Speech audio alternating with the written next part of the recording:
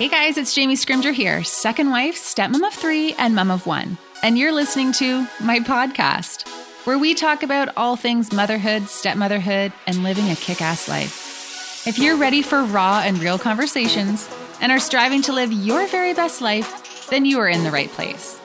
Every week, I'll provide you with tips and strategies and mindset shifts to inspire you to live your own version of a kick-ass life, while bringing you along as I create my own. Hey guys, welcome back to the podcast. So in my introduction, I mentioned that this podcast is all about having raw and real conversations about motherhood, stepmotherhood, and living a kick-ass life. Well, ladies, and maybe some gentlemen, this episode is definitely the most raw and real yet. In this episode, Rebecca Eckler joins me to talk about her recent and 10th book, Blissfully Blended Bullshit, The Uncomfortable Truth About Blended Families. And guys, there are some major uncomfortable truths in this book. This book is a tell-all where Rebecca opens the door to her own home and provides readers with an all-access pass to her and her boyfriend's journey as they blend households, add another baby to the mix, thanks to a reverse vasectomy, and attempt to navigate their new roles with children and in-laws and exes and ex-in-laws and each other. This is not a sugar-coated blended family novel where you're going to be left feeling hopeful with fluffy strategies on how to navigate your way. This is real talk about real challenges and real emotions that only those who are attempting to blend a family or who have blended a family can understand. So to give you a little background on Rebecca, she is one of Canada's best-known journalists and authors. She is an international best-selling author, has been a columnist at the National Post, the Globe and Mail, and her work has appeared in the New York Times, Los Angeles Times, as well as numerous magazines and parenting blogs across North America. She is currently the executive editor of Savvy Mom, which is a website for all things parenting related stuff, and has won Best Columnist 2 years in a row at the Canadian Online Publishing Awards, which, guys, basically that means she's a really, really good writer. Currently, she lives in Toronto with her daughter, Rowan, and her son, Holt. All right, so that's the lowdown on Rebecca and everything about blissfully blended bullshit. So if you are ready, let's just dive right in.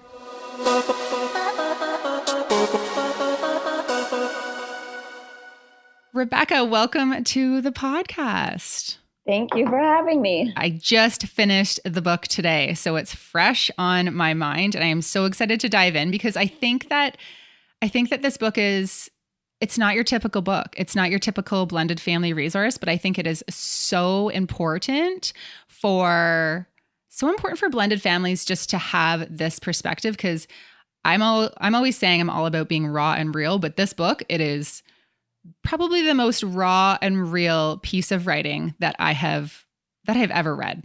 It is actually, listen, this is my 10th book, and I will say this is my most honest, most candid memoir I've ever written. And everybody asks, like, how can you share all of this? Like, aren't they going to be mad at you? Or aren't you worried about hurting their feelings?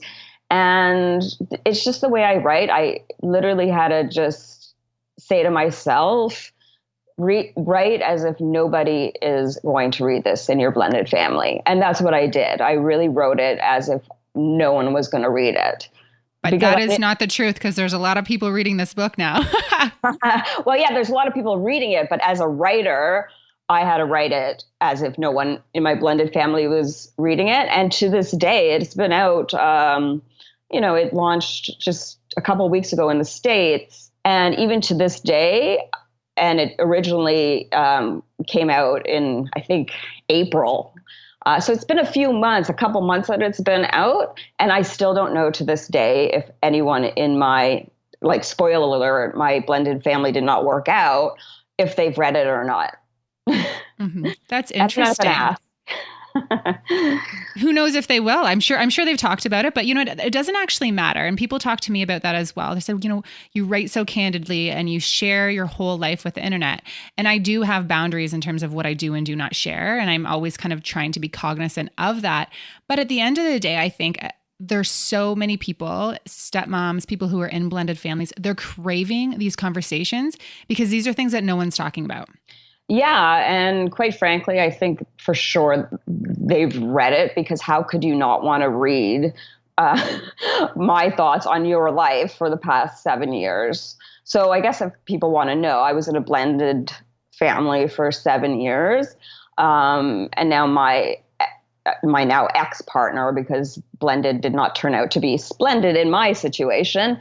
So I met a guy and he had two children and I already had a daughter. We blended and then we had a baby together. So between the two of us, there was four children.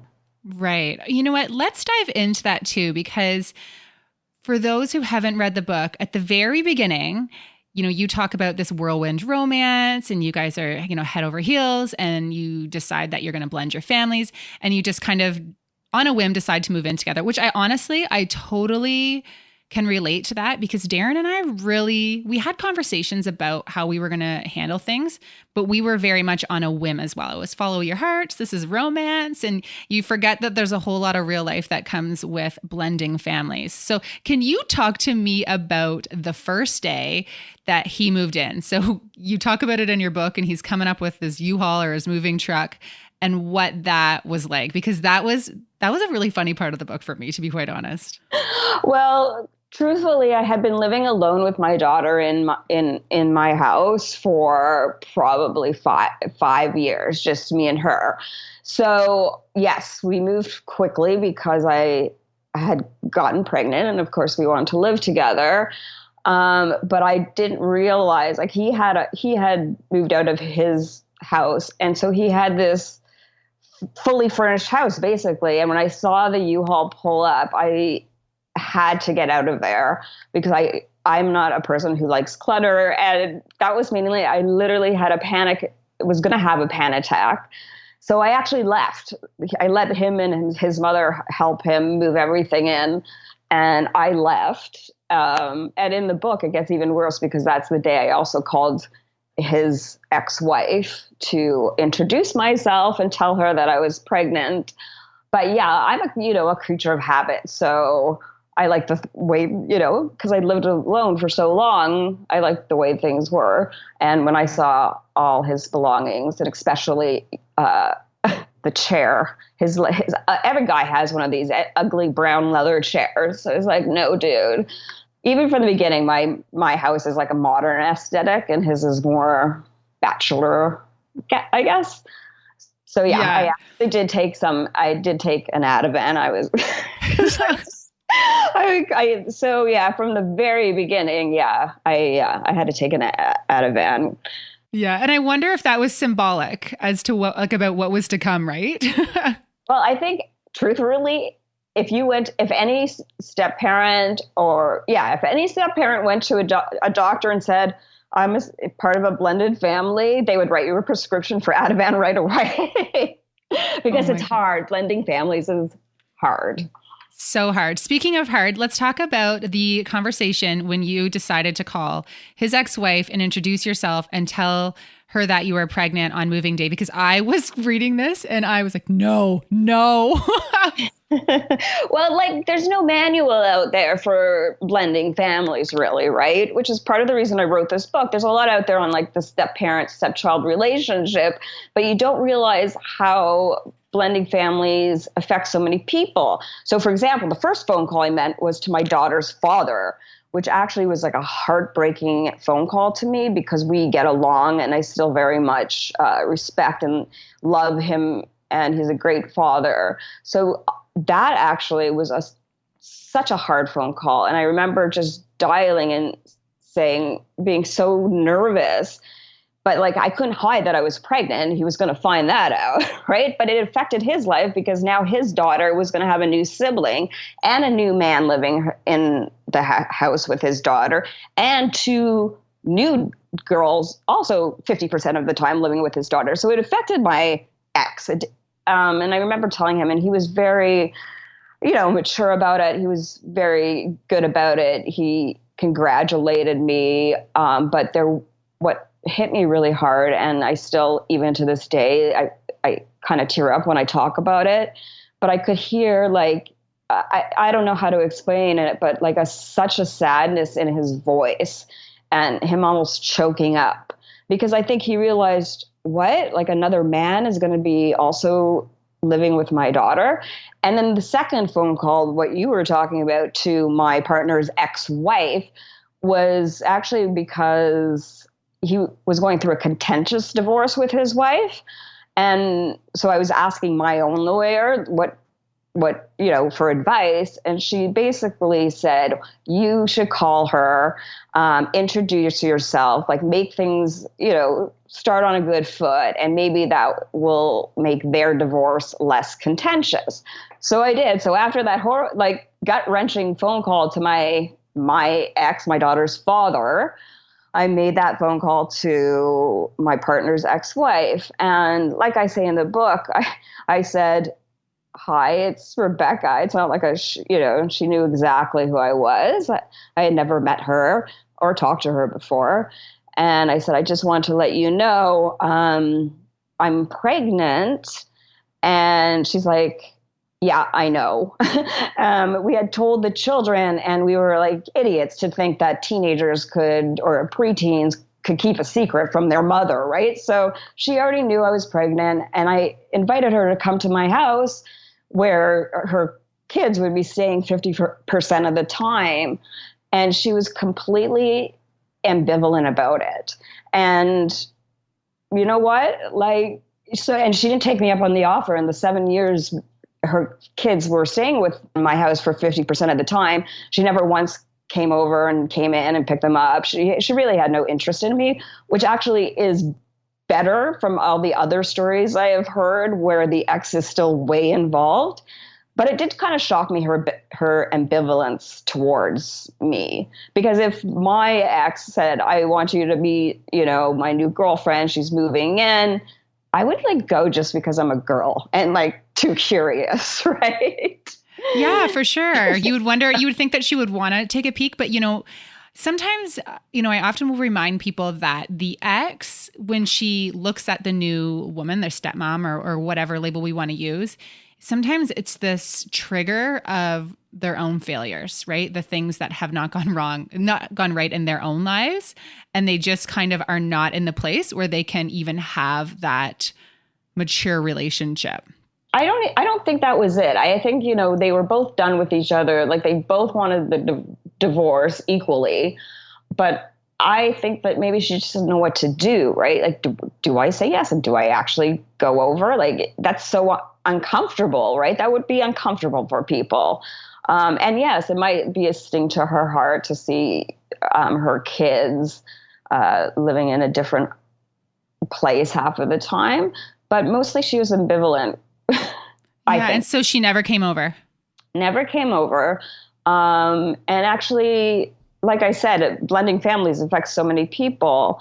And I kind of realized that very early on during our first summer as a blended family, where I do say this in the book, where I wanted my partner's daughters to go to the same overnight camp as my daughter, because I thought that would be such a great bonding moment for all of them.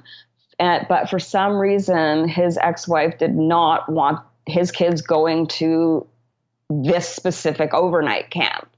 So basically, and I say this in the book, from the start, our kids, they got along, but they never bonded because they never had the chance really to bond ever. So like I said, when you're in a blended family and there's kids, your life is still tied to your partner's ex. And usually she kind of makes the final decision. Yeah. And that's what makes it so difficult too, right? Because you can't really even make decisions for your family. You have to have someone else's approval. And if there's a lot of emotions or different opinions or whatever it is that's going on, it can make everything is just more complicated. Yeah, no. And I also, this book is for everybody. I didn't realize, my daughter is an only grandchild on her father's side. And it's in the 7 years we lived together, and I have actually a pretty close relationship with my ex's parents, they never once asked about my daughter's brother. But after we unblended and he had moved out, that's when they started asking questions. Oh, how is Rowan getting along with with her brother. And I think it's just because no one, especially grandparents and even parents, don't understand what it's like to blend. They don't know what the right question is, or if it's going to be an offensive question. In one chapter is also, I mean, looking back at it, it's just so unbelievable that it happened, but it is human and it's the truth. Where my daughter one night was with her father and I was with my partner and his mother at dinner. And she actually said to me, "Oh, I don't think your ex-husband is going to have any more kids. So, my daughter's going to be spoiled rotten, as she should be, by her grandparents." And I said, well, he could meet somebody else and who has children, and then Rowan's grandparents would have more grandchildren. And Nana, my partner's mother, said to me, "It's just not the same when they're not your own." So that's one of those things where it's like, okay, those are real emotions. Those are real feelings. But did you really just say that out loud? Yeah. Well, in my head, it was not just that you said it out loud, but you said it to me, the mother of your grandson and the mother of your grandson's sister. Yeah. And she was embarrassed about it afterwards. She was mortified, but she spoke the truth. The truth is she loved her biological grandchild, quote, differently than she loved my daughter, which I take to mean not as much, which is the truth. And it all had to do with DNA. So that's just a tricky situation, especially when you are, still blended and trying to have that happy family dynamic, especially when it comes to, say, Christmas and things like that. I know I've had to have conversations with my family and have basically said, you treat everyone the same as you treat our daughter, or don't do anything at all, right? Like, don't come here with, lavish gifts for her for Christmas and not have the exact same amount for everyone else, because it's just not fair. Those kids feel kind of like an outsider and that kind of stuff. And it's not like it's intentional. And I don't think that people think about doing it intentionally. It's kind of just where their thoughts go. Yeah. And in my case, like my parents, they don't even really understand divorce, because no one was getting divorced at my parents' age, a generation. So if they can't even understand divorce, how in the world are they going to understand blended families? So my mother, for example, would, she would come over, she would call and say, "Oh, I want to take Rowan for the day on Saturday to do something." And even if my partner's children were over, my mother never thought, I literally think she just never thought of them. So my daughter would go off with my mom and spend the day together. And but when it came to gifts and stuff, they always recognized her birthdays and Hanukkah, Christmas, whatever it is. And they did get gifts and stuff. But it was just kind of shocking, because it made me think, like, do I love these kids as much as I love my daughter? Because it's pretty clear to everyone, and it was very clear to my partner, that I always favored my daughter. And the truth is, sorry, dude, like, I've known my daughter for, at that point, 7 years more than I've known you. I've bonded with my daughter 7 years longer. So yeah, I'm going to be candid. I always sided with my daughter. And if someone complained about her, I'd shut it down, because I'm mama bear. And if anyone says anything about my child, I get a little, defensive. Yeah, absolutely. And, when you think back to all of the pressure that's put on stepmoms, and, you say you're supposed to love them like your own, you have to love them all the same. And there's so many different contributing factors that come into blended families, including the time you came into your stepchildren's lives. Like, if you came into their life when they were 1 years old, or when they were, say, 15, those are two very different circumstances. There's a lot of different factors to consider, even the ex and the relationships that she has with the kids. So it's a lot of pressure that's put on stepmoms to say, you have to have these emotions, you have to have this love right away. And I think that's kind of where it all starts to go wrong, to be quite honest, because there's just this immense amount of pressure and that you're supposed to feel this certain way. And when you don't, you automatically have this guilt or think that something is wrong with you when there are so many step parents who have those same emotions. Absolutely. And you know what? For all intensive purposes, my bonus children actually were good kids. It's not like they hated me. They never screamed at me. They never said, I never want to come over there. They were actually good kids. So that's a best case scenario. And we still couldn't make a blended family work. And I always say, there's a lot of tattletaling that goes on in a blended family. And this is one of the things that people should talk about. Like, I do not feel comfortable disciplining other people's children's, even my partner's daughters. I never felt comfortable disciplining them.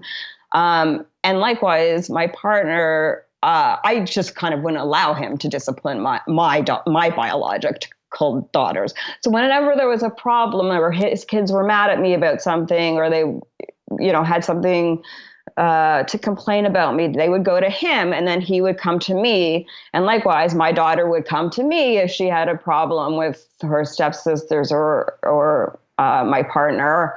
So, and then I would go to him, and we all know, like, broken telephone never works. So we're not really getting, both sides equally here. But there was a lot of tattletelling going on. And that's one of the things you should ask, when you get into a blended family or step parent. Like, is it okay to discipline your children?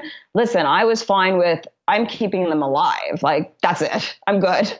Yeah. Keeping them alive and they're happy, and that's good. But I never once pretended to act like their mother. They have a perfectly good mother. There were times I was hurt because I thought maybe they should have taken me into consideration a little more. For example, I have in Mother's Day. Sure, first year, me being in their lives, I didn't expect anything. But a few years in, there was one Mother's Day where a whole day went by. And I said to my partner, I said, I just kind of feels weird that your daughters didn't even text me anything, at the very least. And then I saw him kind of typing under the backyard table. And then sure enough, 2 seconds later, bing, bing, both his daughters had written me, Happy Mother's Day, Rebecca. Happy Mother's Day, Rebecca. I just think if someone started a greeting card line for blended families, it would be a huge success. Yeah, that's definitely a need. Say, right? They're totally loyal to their mother, as they should be. So I don't think they knew what to say to me, actually, to tell you the truth. No, I agree. And I actually have had this conversation with my husband several times because, I know he will message my stepchildren and say, make sure you say something to Jamie for Mother's Day. Because there have been times when I've been like, wow, I'm good enough for all of these motherly jobs. And, I do all of these things, but I don't even get anything. I don't even get just kind of a thank you. Oh, and he will, thank you. I just wanted a text. That's bare bottom. Yeah. And so, he sends a message to them, and then I get a text message, and I'm like, okay, I love the thought, honey. Thank you so much for the backup. But just so you know, that doesn't actually feel as good just because I know it came from you 5 seconds ago. It's not the same. I know. I was like, can you at least, when you're texting them, telling them to wish me a happy Mother's Day, tell them to wait a couple hours so it's not so blatantly obvious that they're just doing it because you told them to. And also, I know in your situation it's a bit different, but in my situation, we were so happy for the first couple years. We really were blissful. And experts do say it does take about 5 years for everyone kind of to get settled in their roles in a blended family. But for me and for so many others, it got worse. It turned. And it got much worse. And I remember trying to get it back on track. And I was so excited when one of my partner's daughters asked me to go prom dress shopping with her. And I thought, oh, that's such a nice moment. This is going to be a great day. This is going to get our family, back on track. We're going to bond over this. This is kind of like a mother-daughter-ish thing to do, obviously. And I remember her taking a very long time in the change room. And like, we're women, we know things take a long time to get off, but she was taking an exceptionally long time. It turns out that she had been taking selfies of herself in the change room to show her mother. So when she came out in a dress that I loved, and I was like, this is perfect. You look amazing. You'll be the best dressed person there. You're beautiful. She came out and she said, no, my mom doesn't like this dress. So I recognize that, that she's loyal to her mother.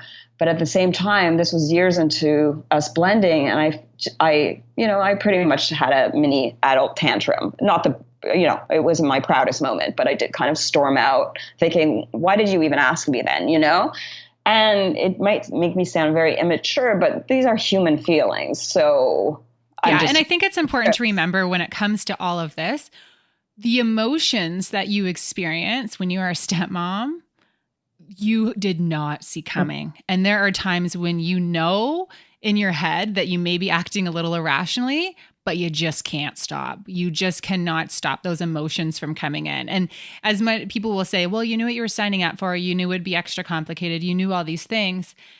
I don't think, well, that's bullshit first. But even if we did, what we didn't know is what these emotions would feel like, because that, I think, is what makes things so complicated. Yeah. And for me, like I said, this book is 7 years of my experience blending. We did not work out, as 66% of, blended families don't. And I feel like I suffered a lot in the years of trying. And so once my ex moved out, it's interesting because I didn't just lose an ex. If you're getting divorced, you're not just losing your partner. When you're a blended family, I lost my partner. I lost his children. I lost a dog. And when I say that, I had closure with my ex, obviously, but I didn't have closure with his children because he moved all their stuff out for them. And it took me a good 6-7 months just to get back on my feet again. And to get back into life and, okay, my new norm, that I was like, I really miss my bonus children. I miss his children. And it is complete. And to be honest, we have a text only relationship. So I'll text them, oh, happy, start of school. Good luck. I hear you got a new job. Good luck with that. It's very text only. My daughter does not, after 7 years of blending, my daughter does not even speak to my ex or his daughters, who for all purposes, they were living under the same roof for 7 years. So it's completely weird to think that I have a son who has 2 sisters out there that I don't see or speak to. Yeah. And I miss them. Like when I'm blending, and let's be honest, like I can't explain how I felt about them. I cared for them. At the same time, for whatever reason, I was always just slightly annoyed. I don't know if annoyed is the right word, and it makes me sound terrible, but no, it does not make you sound terrible. For a lot of people, it's true. You can't understand you can't articulate the feeling, but you're kind of annoyed. But then now I miss them, and we don't have a relationship. And I don't think it's because they hate me. I just think, they have their own lives. They've kind of forgotten about me.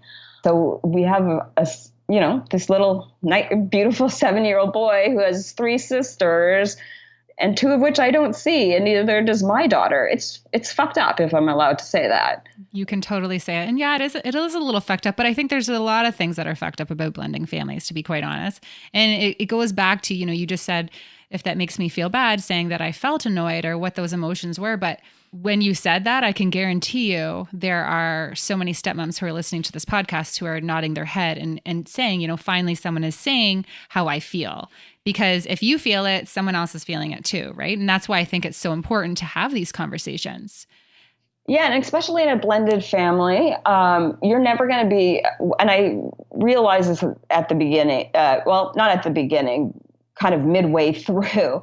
That I had my love goggles on at the beginning. He had love goggles on. We were just so in love that we discussed nothing about moving in together. We discussed the date and time, I guess he was moving in, but we didn't discuss money. We didn't discuss discipline. We didn't discuss parenting styles. We discussed nothing. We were so in love, okay? And then, yeah, so Life happened. Life happened.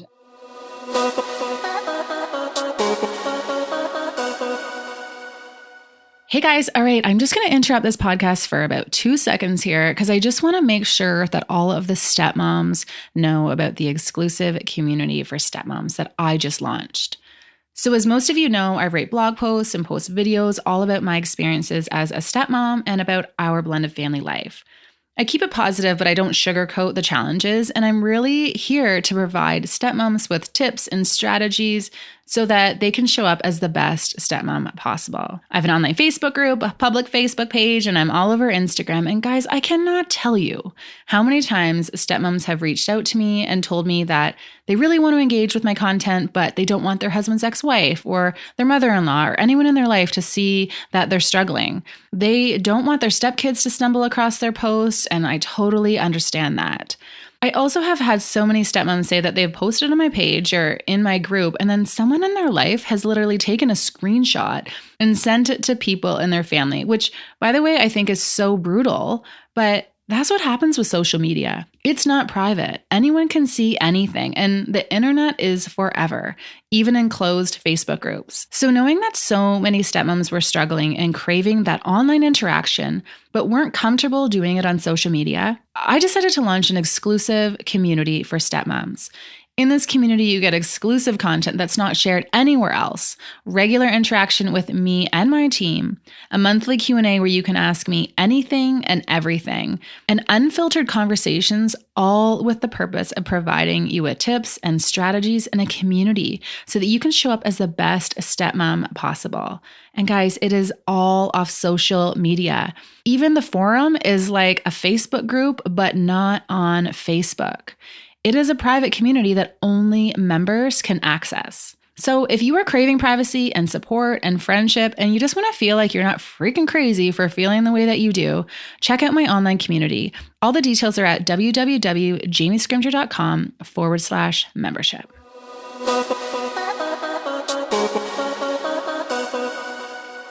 Now, there is one quote in your book that I really want to unpack. And it's that you said, one of the reasons no one knows what really happens when you blend is because couples and blended families don't want to air their dirty laundry. Even I don't share the entire truth of boyfriends or my relationship because I'm embarrassed over what we fought about. I don't want other people knowing, but at the same time, I want people to speak up about their truths and the harsh reality of blending. Like, let's unpack that. Why is it that no one wants to talk about it? Why is it so embarrassing for all of us when there's so many people who are actually going through it? I think it's because the fights and slights in a blended family are so ridiculous, but they happen. So our first fight after 2 years of being happy was my partner's children came in, and apparently I didn't say hello to them when they walked in. And, my partner told me this later, like his girls told, Rebecca never said hi to us when he walked in, and they were very upset about it. And I said to, my partner, I said, what do you mean? How could someone walk in the house and me just be sitting there and not say hi? That couldn't have happened. Maybe it happened. Maybe I was immersed, on my computer at the kitchen table. But the hi-bye fight, who says hi in a blended family? Like with my daughter, who's my biological daughter, if she didn't say hi to me when she walked in, I would tell her, like, you have to say hi to your mother. But with his kids, I couldn't say that. Like I couldn't say, you have to say hi to me. And it turns out every blended family, any one of my girlfriends who had been in a blended family had this hi-bye fight.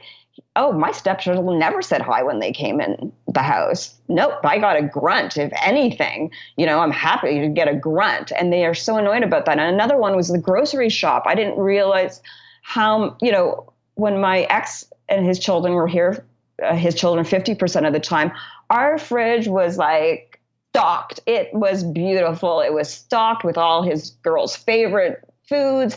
And on those nights that his girls were with us, he would make these elaborate 2-hour dinners. But when his kids weren't with us, our fridge was empty. And it was like, here's some pasta.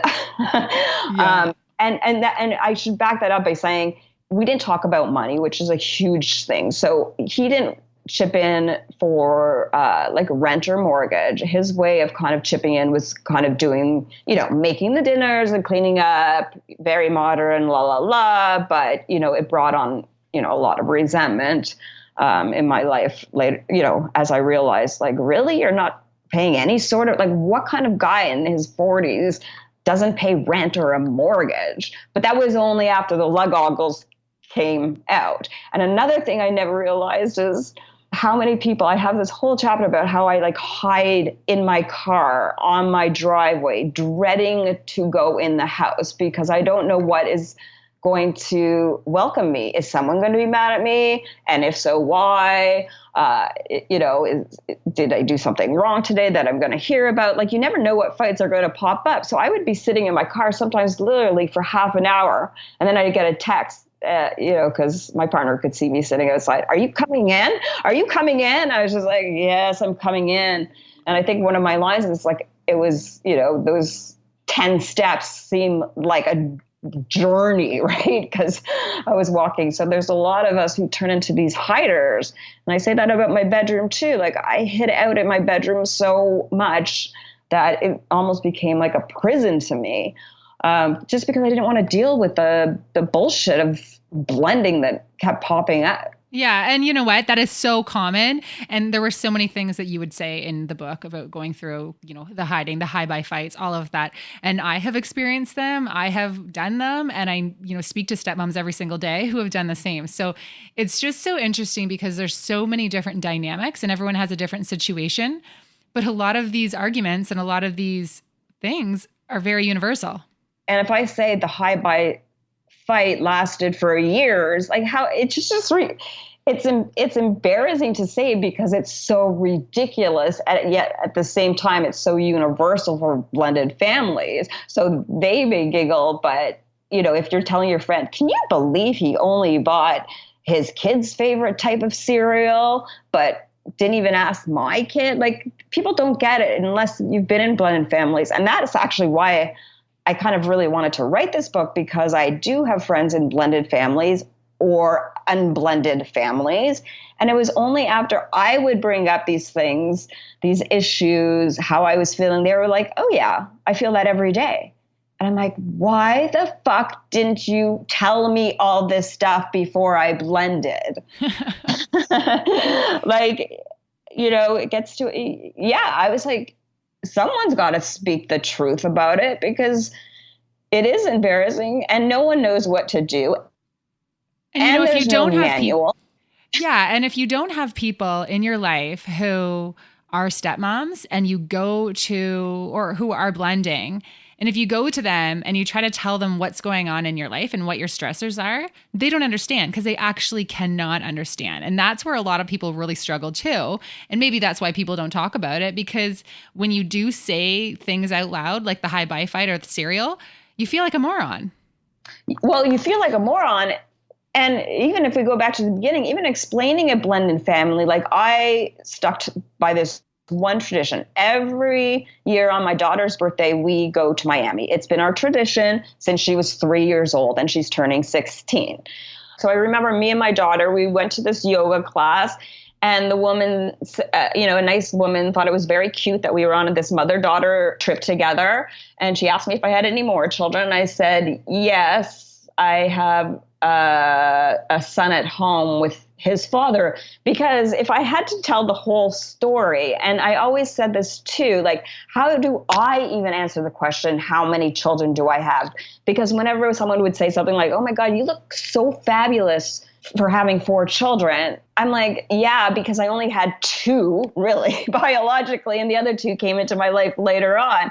And I always felt guilty because if I said I had 4, I felt like a liar. If I said I only have 2 children, I felt guilt that I was leaving my bonus or stepdaughters out. So I couldn't even explain to people, or I didn't want to explain to people how my family basically.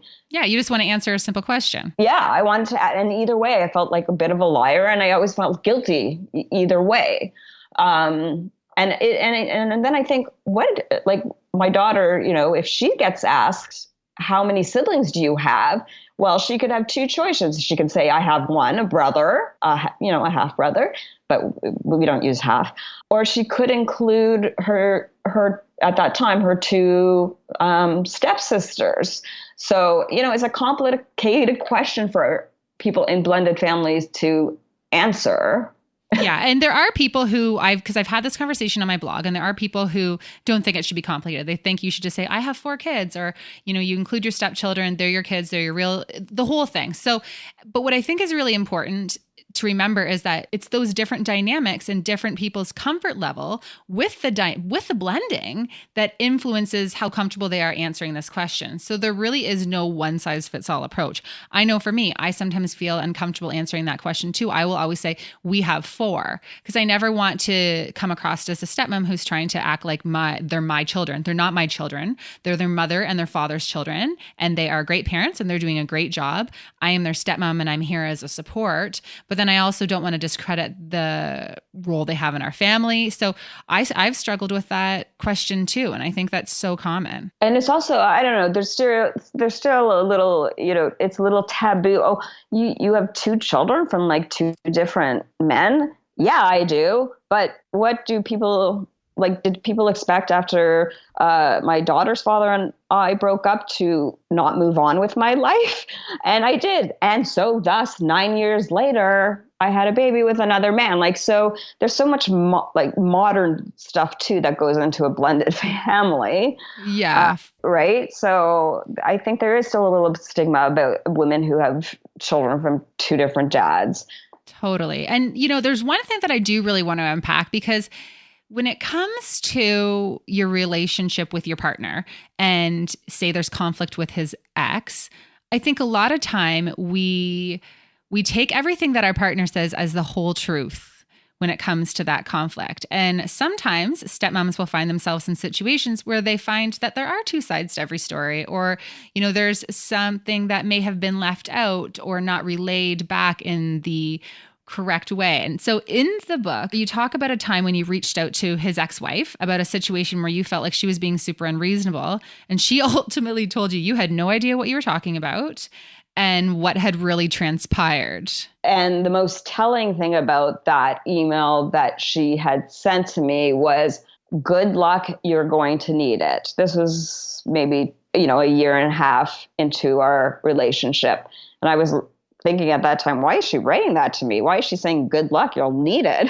And sure enough, after when things turned to shit in our relationship, I was like, ooh, we should always talk to the first wife. We should always hear their side of the story so we know actually what they went through first. Yeah, for sure, because they do know them. They've seen them at their worst. And you say in the book, you said, there's something to be said for listening to your partner's ex, especially if they were together for years. You forget that they also know your partner well. They had been married for 12 years, after all, longer than I had known him. So in a way, she knew boyfriend better than I did, and she knew what his personality was like. We often take our partner's opinions as the whole truth, forgetting about 2 sides, different perspectives. Well, yes. We need to remember that. Like, stepmoms, please remember that. Think about that. There really is 2. Well, it's not 2 sides to every story. There's 2 sides, and then there's the truth, right? Little bits and pieces of each person's truth. But What do you wish you would have known about blending families from the very beginning? Well, I always say this, and it's not really, I can tell you, talk about this, talk about everything, talk about money, talk about disciplining, talk about not moving so quickly, talk about when to introduce the children, blah, blah, blah. But upon reflecting, and I hope I get this across in the book, is that you really need to be a special kind of person to be in a blended family. It is the candid truth. You need to have a big heart. You need to allow such a big heart and so selfless, because you'll never be a number one priority. I hate to say it. And I don't think I necessarily, not only was I not prepared to be in a blended family, I sometimes think I was just not meant to be in a blended family. I don't have the right qualities or traits or personality to be in a blended family. And because we moved very, very quickly from the start, because you're older, you think you know everything, you think you know what you want. So, I mean, I guess the biggest takeaway is, well, A, yes, definitely don't rush, but B, really look at yourself. Like, ask yourself these questions. Am I prepared that his kids or her kids are always going to come first? Am I prepared to deal with the drama that could arise from the ex-wife or ex-husband? Am I prepared for this for the rest of my life? Having to be in a room with their ex at weddings, at graduations, recitals. Like, you have to really look at yourself and ask yourself that question. Like, can I do this? Am I the type of person who has a big enough heart and patient enough, and the type of person that doesn't get resentful and angry when you don't get your way? Because a lot of the times you're not getting your way. I hate to say this about dads, to make this sweeping generalization about divorced dads, but they suffer from such a huge amount of guilt that they try to make up for it in, doing pretty much whatever their kids want. I hate to say it, but it's true. So true. So my advice really is, look at yourself. Like, ask yourself these questions. Because you're not going to change other people. That's the big message that I always try to get home, is that you're not going to change his ex. You're not going to change your stepchildren. You're probably not going to change your new partner. And he's going to take his children's side more often than he's ever going to take your side. Like, yeah. I will say, you will never be number one. So listen, hey, if you're okay with that, great. Like, that's amazing. I wish, maybe looking back, some of the lessons, I still think, I don't know if blending world is necessarily for me, a lot of people, and a lot of people now are dating people with children, and they're not like rushing to live together, because they know kind of like an ideal situation is kind of like, maybe you live across the street, which isn't possible in where we live in Toronto. I mean, but yeah, you have to, I really think you have to get, like, just talking to you, I'm like, wouldn't it be a bad idea to go see a therapist on your own? Oh, for sure. Like, before you blend, so you can figure out, like, are you ready to deal with all this bullshit that I mentioned in the book? And many people are successful. But many people are not, right? And yeah, what's the stat? 66%. Like, most people are not. 66%. Yeah, it's work. It's a lot of work. And I think that's what people really need to understand, is that you need to be prepared to work on your relationship, to work on yourself, and to always be growing. And also to lower your expectations, because lower your expectations and you're going to be told hundreds of times, you have to be the bigger person, even though you might not, the situation might not warrant you to be a bigger parent. You're going to be told to be the bigger person and apologize to kids who, you're not sorry, and neither are they. Sorry, but you do it because you just want to keep the peace and it's easier, right? Like, okay, here's a text. I'm sorry. These days, I mean, guys do not mind anymore moving into like the women's house. And I think that was like kind of a big deal for me, because I had worked kind of so hard my entire life to like have this house. And then for him to come in, and I felt like I never felt like it was his home too. I always said, and I would have to catch myself. Oh, back at my house. I mean, now I have to say our house, right? And it's just, the fact that he didn't chip in for rent or mortgage and thought he was making up for it in other ways. I just started to resent him for it. And likewise, he started to resent it because, he was his own boss. And then he would come home and, it got to the point where he was like almost treated like an employee by not just me, but by the kids too. So I get his point of view, why, what I, had done wrong in the relationship. And listen, I do not come across as like a super mature intellectual person in this book. I come across as an asshole a lot of the time because I also didn't, know what was coming and I didn't know these ridiculous fights. But there was something always about him moving into my place that like maybe when you're blending, if you can afford to do it, like you should start fresh with a new house, like so nobody feels like it's theirs or. Yeah. That definitely makes it more complicated because I know that I moved into the house my husband lived in with his first wife. And it took me, we've been now together 7 years or 8 years. And 4 years in, 5 years in, that's when I finally started to feel like it was my home. I finally started to feel comfortable. So yeah, I totally agree with what you're saying. If that's doable for you, having that fresh start and that fresh house, there's something to be said for that. Yeah, because I say this about my bonus children, like when they would come over 50% of the time, they didn't have a choice, right? Like they had to sleep in the one room we had left. They had to share a room. I know, first world problems, right? They had to share a room, where at their mother's, they each had their own room, right? And even I get down, and I even say this in the book, but they didn't even get to sit. They didn't get to choose their rooms. They did not get to choose even where they sat at the dinner table, because I always sat where I sat and my daughter always sat where she sat. So, I understand where the kids are kind of coming from, and, they just had a different living arrangement while they were here and while they were at their mother's. Mm-hmm. And, all of that contributes to it, right? The way that everyone feels when it comes to blending, whether they feel like they belong, they feel like they're at home, whether they feel like it was their home or someone else's. It's all of those little things. They really, really do add up. Yeah, they add up and, and once resentment builds, it's almost like game over if you don't, really, really communicate how you're feeling. And, no matter how many times, no matter how many times we argued about something and thought it was fixed, it was never fixed, because at the end of the day, and I will say this about all marriages, because we know a lot of people in unhappy marriages who stay because they actually can't afford to get divorced, right? They can't afford to move out, or they can't afford to pay child support. They realize it's going to cost them so much money to get divorced, so they're unhappy.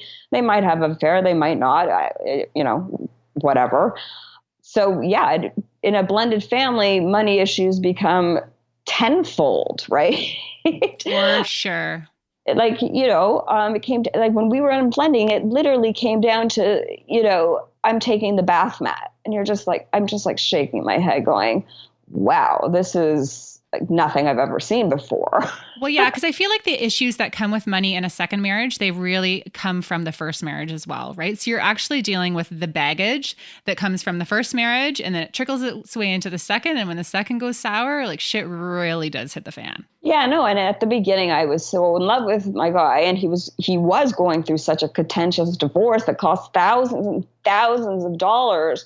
And I remember I actually gave him money. I said, here is $10,000. It was actually $10,000 that I lent him. And I never actually got that money back. And that's, you also have to think about that. Like, he still has 2 kids from his first marriage. He has to pay for them. Right, and right. So he blended and had another child. The math is all wrong. He had 3 biological children. I have 2 biological children. So to go on a vacation, it was like, okay, who pays for our biological children? Is it because you're taking care of your two, I'm taking care of mine. Now, do we split this fourth kid? Like, it's just so many teeny things. And I think it's the minutia of all these little things in a blended family that actually are so universal. For sure. And, we could go on and on about those little things. We could have a whole series, actually, a whole podcast series on that. But anyway, I thank you so much for coming on. Your raw and real conversation, your candidness about what you went through, it really is going to help a lot of women feel like they're not alone, because there's a lot of guilt going around about these emotions, and you're helping to normalize them because they are normal. So thank you. They are completely normal. And I'll just say this very, very quickly. I have never received so many private messages in my entire life. And they're still private messages, so they're not posting publicly on my, let's say, Facebook wall, but they really are thanking me. And it brings tears to my eyes that, like, finally, I didn't realize how many people out there were going through even worse situations than mine because they're staying in their blended, unhappy worlds. And, and I think for a lot of people, it's just because they don't want to be people still see divorce as a failure, which is a disservice to everybody. And they don't want to feel like a failure again. So I asked my daughter, a couple months after my now ex moved out, I said, how do you feel? Do you think maybe I made a mistake? Because when you're in a second relationship, you really question, like, did I do the right thing this time? This is my second. Like, what is wrong with me? And she actually said to me, Mom, I think I've been feeling so much stress for the past 2 years because you two were always fighting. And when your own child says that to you, it is like a knife in the heart. And you realize for sure you made the right decision. Yeah, no, that's very telling. And we often don't really think about how our dynamics and our relationships can trickle down and affect the kids. So thank you for sharing that. Oh, you're welcome. Anytime. All right. Thank you so much for coming on, Rebecca. I appreciate this more than I can tell you. I love your show. So thank you. Okay, guys, if you like this podcast, please do me a little favor. Take a second and subscribe on iTunes, and then screenshot this podcast, give it a share in social media, and tell your friends what you think. And hey, don't forget to tag me so that I can thank you for helping me spread the word. Thanks so much, and I will talk to you next week.